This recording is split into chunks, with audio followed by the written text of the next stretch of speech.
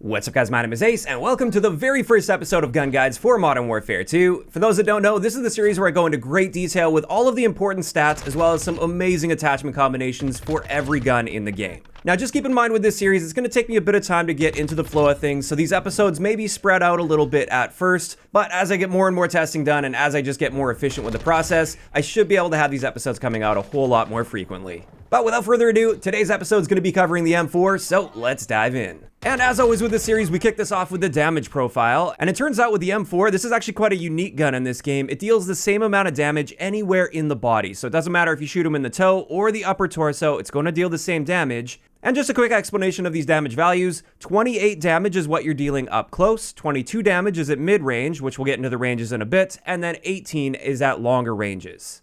So this means it's always going to be a 4, 5, or 6 shot kill with body shots. However, we do get boosted damage with headshots. Up close, we deal 39 damage, mid-range is 30 damage, and at a distance it's 25. And what this means is at any range with this gun, you're going to need to mix 2 headshots in with body shots in order to reduce the number of shots to kill for that given range. As for rate of fire, this is 811 rounds per minute. There's also no open bolt delay on this gun, but there are with some of the guns in the game. And what this means for our time to kill potential is up close, we're killing in 222 milliseconds. And while this might seem really fast, it's actually a little bit below average for the assault rifles in this game. Having said that, I'd still say it's within the realm of being competitive. It's not like this is a horribly slow killing gun. It just doesn't really stand out in this area.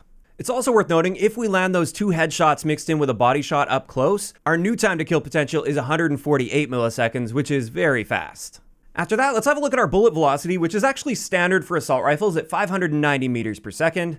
And now let's get into our ranges, which as we can see here, our 4-shot kill range in orange extends out to about 26.5 meters, whereas our 5-shot kill range will extend out to about 45.5 meters. Anything beyond that, it's going to take you 6 shots to kill, and it's worth noting these range drop-offs are fairly normal for an assault rifle, but now let's get into hardcore game modes, or tier 1 game modes, which aren't currently in the game, but I can still do the testing for them in private matches. And it turns out the M4 is a 2-shot kill to the body at any range, so no 1-shot kill to the body. However, it will be a 1-shot kill to the head or the neck out to 45.5 meters, and then beyond that, it's even going to take you 2 shots to the head to get a kill. So I don't anticipate the M4 is going to be the top dog when it comes to tier 1 game modes, but at the end of the day, you can use pretty much anything successfully in tier 1.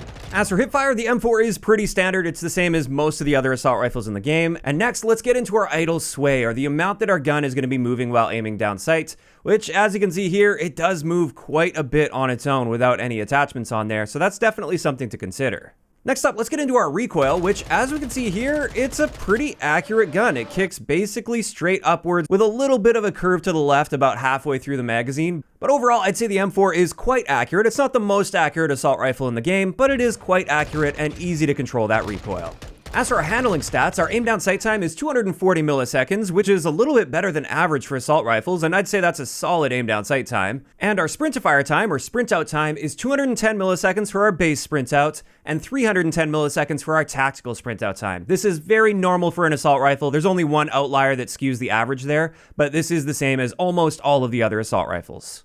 As for our reload add time, which, by the way, this is the reload time without any unnecessary finishing animation. You can actually cancel that animation out. So this is the raw amount of time it takes just to get those rounds back in the gun and ready to use. This is 1.32 seconds, which is better than average for the assault rifles in this game.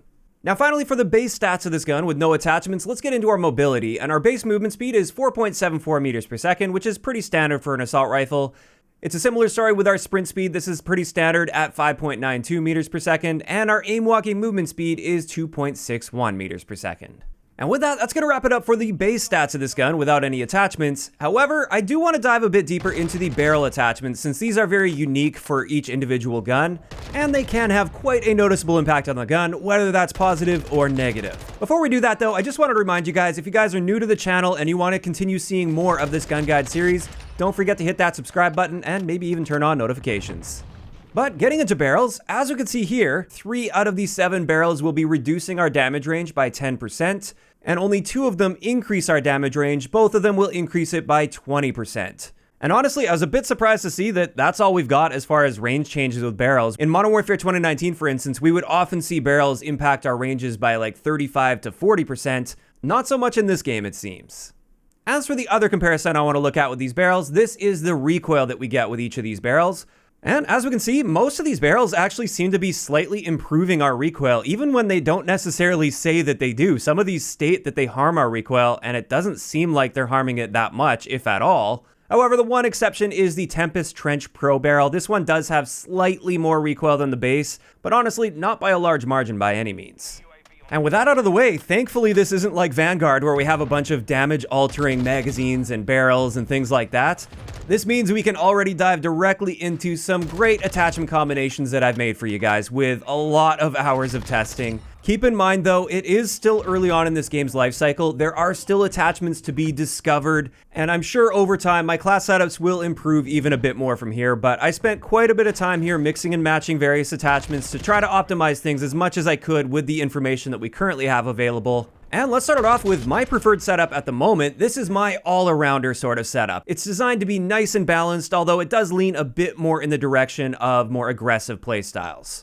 So with this one, our barrel is the Tempest Trench Pro, which you might remember is the one that does slightly harm our recoil, but not by a large degree. To help balance that a little bit, I'm using the FSS Sharkfin 90 underbarrel grip, which does help with our idle sway, and that technically does help with recoil a little bit as well. And we're also using the Corio LAZ44 laser. This is the one that helps with not only aim down sight time, but also aiming stability. This is really similar to the TAC laser from Modern Warfare 2019. And just like that TAC laser, there is a downside you have to be aware of here, and that is when aiming down sight, your laser will be visible to enemy players. If you're not aiming though, there's no laser at all. It only applies when you're aiming down sight. So it's just something you have to adapt to a little bit while using this.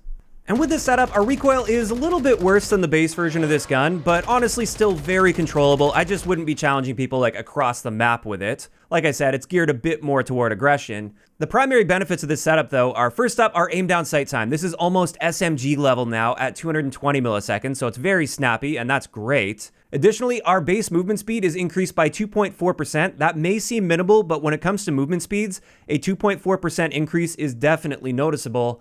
And our aim walking movement speed is increased by 13%, which is a very noticeable change. So you can actually pre-aim and strafe corners with this reasonably effectively.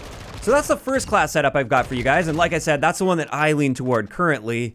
Next, I wanted to share something on the opposite end of the spectrum though. This one is designed for accuracy and for long ranges. And with this, we're using the VX Pineapple underbarrel grip combined with the RF Crown 50 muzzle, which both of these combined really significantly improve our recoil. Then we're using the Schlager Pec Box 4 laser. This one helps with our aim down sight time because all of these other attachments are hurting our aim down sight time a little bit. And then we've also got the Demo Precision Elite stock. This one helps quite a bit with our aiming stability, as well as just general control at longer ranges. And then of course, just combine this with whatever optic you'd like to use. Again, I just threw that Slimline Pro on there because that's what I really like using even for longer range setups. But as you can see with this setup, it's clearly not designed to be a run and gun sort of setup. Our aim down sight time is about 330 milliseconds, so noticeably slower, but I mean, it can get a whole lot worse than that. It took a lot to optimize just for that. And also, our movement speed is slowed down by 11%, which is very, very noticeable. Now with the benefits though, you can see our recoil is significantly reduced with these attachments, which is really nice for longer ranges. And additionally, we have great aiming stability, so we're not going to be swaying all over the place while aiming down sight at longer ranges. And with that, that's going to wrap it up for the very first episode of Gun Guides for Modern Warfare 2. As for my thoughts on the M4, it's kind of that jack of all trades but master of none sort of a gun, just like we normally expect in Call of Duty with the M4. I wouldn't consider it to be amazing in any one particular area, but it's good at everything. You can use it in such a wide variety of situations and still be competitive. So as a result, I do really like the gun and I definitely recommend it. Of course, those are just my thoughts on the M4 though, and I want to hear what you guys think about this gun in those comments down below. Are you really liking the M4 so far, or not so much? Just let me know down below. If you enjoyed the video, a like rating is always appreciated, and don't forget to subscribe for more Gun Guide content if you haven't already. I'll talk to you guys next time.